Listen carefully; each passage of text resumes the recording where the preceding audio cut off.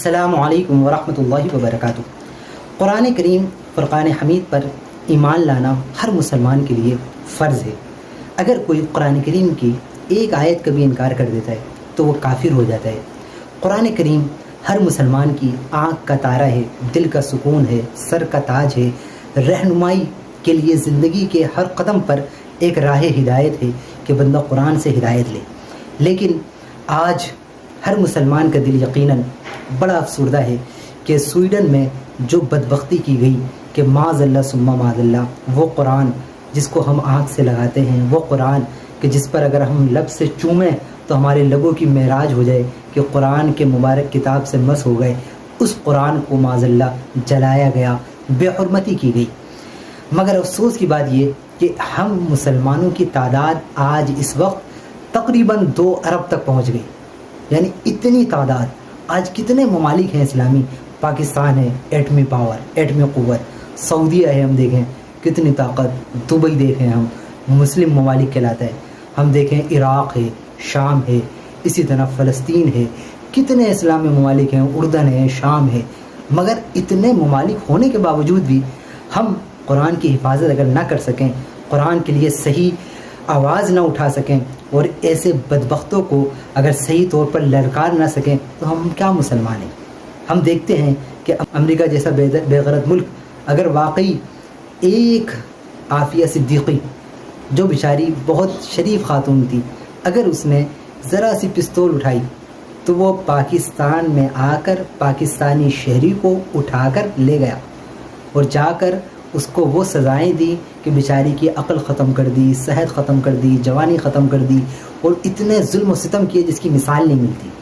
لیکن آج ہم 2 ارب مسلمان ہو کر ایسے گستاخوں کو ان کے ملک سے لانے کے قابل نہیں ہیں۔ ایسا کوئی ہم آج عالمی طور پر قانون بنانے کے قابل نہیں کہ ہم کچھ کہہ سکیں۔ ہم صرف یہ کہتے ہیں ہماری حکومت کہ ہم جو ہے اس میں مذمت کرتے ہیں۔ بدبختوں، مذمت کرنا تمہارا کام ہے؟ یہ تو عام عوام کا کام ہے کہ وہ مذمت کرے۔ تمہیں تو اللہ نے طاقت دی ہے، اختیار دیا ہے، ملک دیا ہے، پاور دی ہے، بم ہے تمہارے پاس، میزائل ہیں تمہارے پاس، اس کے باوجود تم صرف مذمت کرو گے، معذرت کرو گے؟ یہ ہے تمہارا ایمان؟ تمہارے پاس طاقت ہے تو پیارے آقا صلی اللہ علیہ وسلم کا فرمان ہے، طاقت ہو تو ہاتھ سے برائی کو روکو، پھر تم گربان پکڑو ان کے اور کہو اس کو واقعی سزا دی جائے گی۔ اس کی ہم اجازت نہیں دے سکتے۔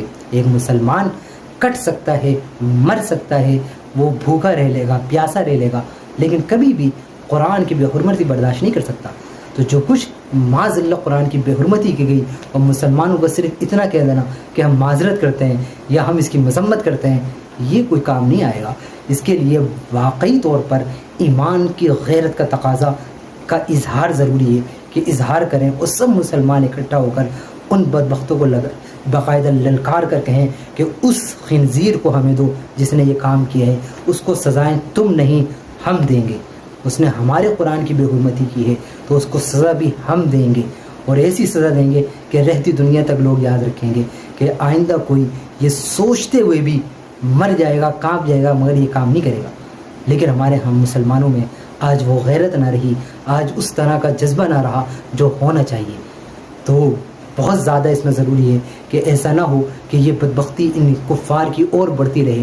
اگر مسلمانوں میں غیرت ایمانی بیدار نہیں ہوئی تو اس وقت غیرت ایمانی بیدار کرنے کی ضرورت ہے، خاص کر امت مسلمہ کو اور جو صاحب اقتدار ہیں ان کو، کہ وہ سب مل کر ان بدبختوں کی کہ جنہوں نے معاذ اللہ قرآن کو جلایا ہے، ان کے ہاتھوں کو جلا ڈالیں، ان کے پورے جسموں کو جلا ڈالیں اور بتا دیں کہ ہم تمہیں جلا کر راکھ کر دیں گے، تم جہنم میں تو بعد میں جلو گے، دنیا میں بھی تمہیں وہ سزا دیں گے کہ رہتی دنیا تک یاد رکھے گا۔